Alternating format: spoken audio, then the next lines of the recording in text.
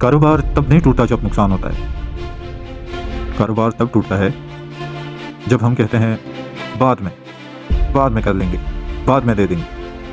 मौका वक्त पर ना पकड़ना बात का अफसोस बन जाता है,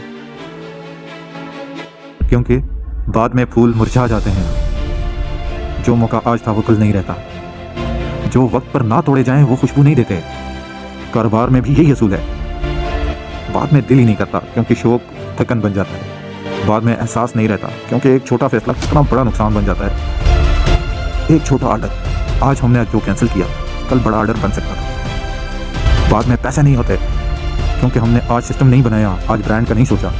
बाद में वक्त बदल जाता है, मार्केट बदल जाती है, ट्रेंड आगे निकल जाता है, टेक्नोलॉजी आगे निकल जाती है और हम वहीं खड़े रहते हैं। बाद में कोई और मिल जाता है, गाहक को भी और कामयाबी को भी।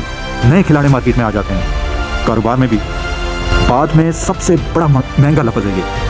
बाद में कारोबार का सबसे महंगा लफ्ज़ है। जो आज करता है वही कल का लीडर होता है, और जो बाद में करते हैं वो सिर्फ कहानियाँ सुनाते हैं, मैंने ये किया, मैंने वो किया, मैंने किया।